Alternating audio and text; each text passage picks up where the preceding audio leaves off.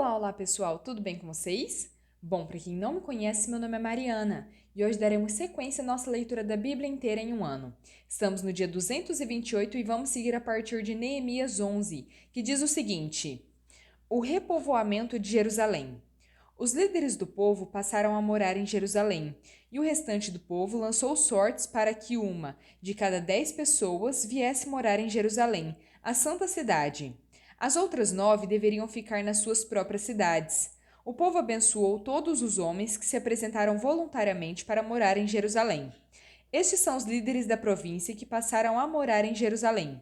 Contudo, alguns israelitas, sacerdotes, levitas, servos do templo e descendentes dos servos de Salomão viviam nas cidades de Judá, cada um na sua propriedade. Além deles, veio gente tanto de Judá quanto de Benjamim viver em Jerusalém. Entre os descendentes de Judá, Ataías, filho de Uzias, filho de Zacarias, filho de Amarias, filho de Cefatias, filho de Maalalel, um dos descendentes de Pérez. Maazéias, filho de Baruque, filho de Coozé, filho de Asaías, filho de Adaías, filho de Joiaribe, filho de Zacarias, um dos descendentes de Selá. Os descendentes de Pérez, que viviam em Jerusalém, totalizavam 468 homens de destaque. Entre os descendentes de Benjamim, Salu, filho de Mesulão, neto de Joede, bisneto de Pedaías. Pedaías era filho de Colaías, neto de Maazéias, bisneto de Itiel, tetraneto de Jesaías. Os seguidores de Salu, Gabai e Salai. Ao todo, 928 homens. Joel, filho de Zicre, era o oficial superior entre eles, e Judá, filho de Arracenua, era responsável pelo segundo distrito da cidade. Entre os sacerdotes, Gedaías, filho de Joiaribe, Jaquim, Seraías, filho de Ilquias, filho de Mesulão, filho de Zadok. Zadok era filho de Meraiote, filho de Aitube, supervisor da casa de Deus, e os seus parentes que faziam o trabalho do templo. Ao todo, 822 homens. Adaías, filho de Jeroão, filho de Pedaías, filho de Anze. Anze era filho de Zacarias, filho de Pazur, filho de Malquias, e os seus parentes, que eram chefes de famílias. Ao todo, 242 homens. Amassai, filho de Azarel, filho de Azai, filho de Mesilemote, filho de Imer, e os seus parentes, que eram homens de destaque. Ao todo, 128. O oficial superior deles era Zabdiel, filho de Gedolim. Entre os levitas, Semaías, filho de Azube, neto de Azricão, bisneto de Azabias, tetraneto de Buni. Sabetai e Josabade, dois dos líderes dos levitas, encarregados do trabalho externo do templo de Deus. Matanias, filho de Mica, neto de Zabde, bisneto de Asaf, o dirigente que conduzia as ações de graças e as orações. Baquebuquias, o segundo entre os seus parentes, e Abda, filho de Samua, neto de Galaal, bisneto de Gedutum. Os levitas totalizavam 284 na cidade santa. Os porteiros, Acube, Talmon e os seus parentes, que guardavam as portas, ao todo 172. Os demais israelitas, incluindo os sacerdotes e os levitas, estavam em todas as cidades de Judá, cada um na propriedade da sua herança. Os que prestavam serviço no templo moravam na colina de Ofel, e Zia e Gispa estavam encarregados deles. O oficial superior dos levitas em Jerusalém era Uzi, filho de Bani, neto de Asabias, bisneto de Matanias, tetraneto de Mica. Uzi era um dos descendentes de Asaf, que eram responsáveis pela música do templo de Deus. Eles estavam sujeitos aos mandamentos do rei, que regulamentavam as suas atividades diárias. Petaías, filho de Mesesabel, descendente de Zerá, filho de Judá, representava o rei nas questões de ordem civil.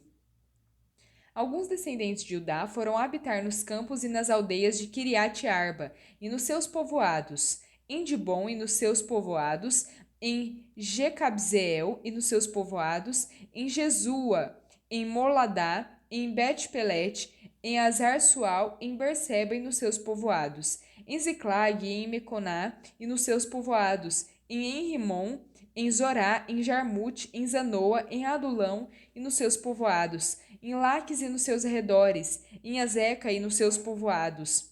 Eles se estabeleceram desde Berseba até o vale de Inom. Os descendentes dos benjamitas foram viver em Geba, Micmas, Aia, Betel e nos seus povoados, em Anatote, Nobe, Ananias, em Azor, Ramá e Gitaim, em Adide, Zeboim e Nebalate, em Lode e Ono, e no Vale dos Artesãos.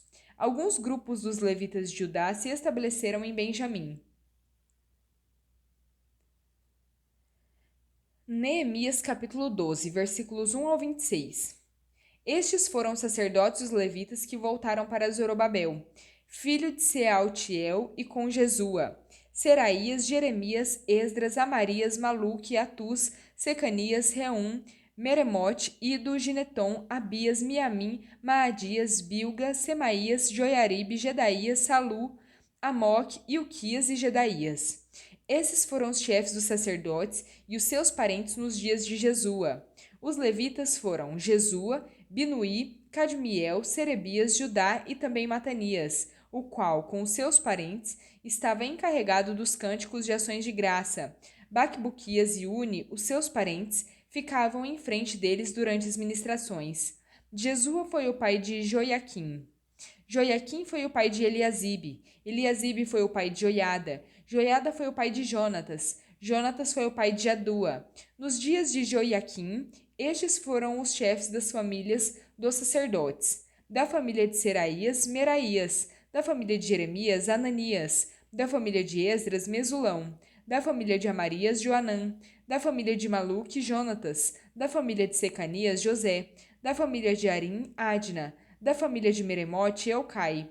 Da família de Ido, Zacarias. Da família de Gineton, Mesulão. Da família de Abias, Zicre. Da família de Miniamim e de Moadias, Piltai. Da família de Bilga, Samua. Da família de Semaías, Jonatas. Da família de Joiaribe, Matenai. Da família de Jedaías, Uzi. Da família de Salai, Calai. Da família de Amoque, Eber. Da família de Ilquias, Asabias. Da família de Jedaías, Natanael. Nos dias de Eliasibe, Joiada, Joanã e Jadua, bem como os chefes das famílias dos levitas e dos sacerdotes, foram registrados durante o reinado de Dario, o persa. Os chefes das famílias dos descendentes de Levi até a época de Joanã, filho de Eliasibe, foram registrados no livro das crônicas. Os líderes dos levitas foram Asabias, Serebias, Jesua, filho de Cadmiel e os seus parentes, que ficavam em frente deles quando entoavam louvores e ações de graças. Um grupo respondia ao outro conforme ordenado por Davi, homem de Deus. Matanias, Baquibuquias, Obadias, Mesulão, Talmon e Acube eram porteiros. Vigiavam os depósitos localizados às portas. Eles serviram nos dias de Joiaquim, filho de Jesua, filho de Josadaque, e dos dias do governador Neemias e de Esdras, o sacerdote e escriba. 1 Crônicas capítulo 10, versículos 14 ao 33. Por isso, meus amados irmãos, fujam da idolatria. Estou falando a pessoas sensatas. Julguem vocês mesmos o que estou dizendo. O cálice da bênção que abençoamos não é a comunhão do sangue de Cristo? E o pão que partimos não é a comunhão do corpo de Cristo? Como há somente um pão, nós que somos muitos, somos um corpo, pois todos participamos de um único pão. Considerem o povo de Israel. Os que comem dos sacrifícios não estão em comunhão com o altar? Portanto, o que estou querendo dizer? Será que o sacrifício oferecido a um ídolo é alguma coisa? Ou o ídolo é alguma coisa? Não, quero dizer que os sacrifícios dos pagãos são oferecidos aos demônios, não a Deus. Por isso, não desejo que vocês tenham comunhão com os demônios. Vocês não podem beber do cálice do Senhor e do cálice dos demônios. Não podem participar da mesa do Senhor e da mesa dos demônios. Porventura, provocaremos o ciúme do Senhor? Somos mais fortes do que ele? Tudo me é permitido, mas nem tudo me convém. Tudo me é permitido, mas nem tudo edifica. Ninguém deve buscar o seu próprio bem, mas sim o dos outros. Comam de tudo o que se vende no mercado, sem fazer perguntas por causa da consciência, pois do Senhor é a terra e tudo que nela existe. Se algum descrente o convidar para uma refeição e você quiser ir, coma de tudo que for apresentado, sem nada perguntar por causa da consciência. Mas se alguém disser, isto foi oferecido em sacrifício aos ídolos, não coma, tanto por causa da pessoa que o comentou, quanto por causa da consciência. Refiro-me à consciência do outro, não propriamente à sua. Afinal, por que a minha liberdade deve ser julgada pela consciência dos outros?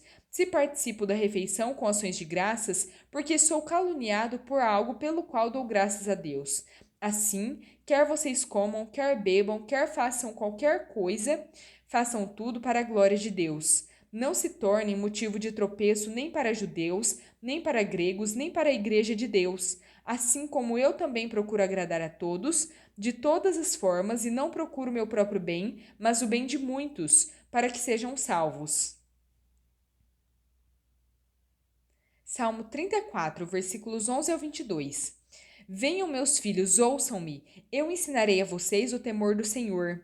Quem de vocês ama a vida e deseja uma vida longa para ver o bem? Guarde a sua língua do mal e os seus lábios de proferir mentiras. Afaste-se do mal e faça o bem. Busque a paz com perseverança. Os olhos do Senhor estão sobre os justos, e os seus ouvidos estão atentos ao seu grito de socorro. O rosto do Senhor volta-se contra os que praticam o mal, para apagar da terra a memória deles. Os justos clamam e o Senhor os ouve. Ele os livra de todas as suas tribulações. O Senhor está perto dos que têm o coração quebrantado e salva os de espírito abatido. O justo passa por muitas adversidades, mas o Senhor o livra de todas. Ele protege todos os seus ossos. Nenhum deles será quebrado. A desgraça matará os ímpios. Os que odeiam o justo serão condenados. O Senhor redime a vida dos seus servos. Ninguém que nele se refugia será condenado. Provérbios 21, versículos 14 ao 16. O presente dado em segredo acalma a ira, e a dádiva oferecida às ocultas aplaca a maior fúria.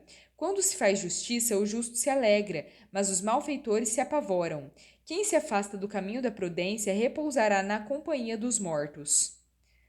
Bom, pessoal, terminamos por aqui a nossa leitura, espero que tenham gostado. Se gostaram, deixem o seu like, compartilhem esse vídeo e se inscrevam no canal se ainda não são inscritos. Muito obrigada, fiquem com Deus e até a próxima!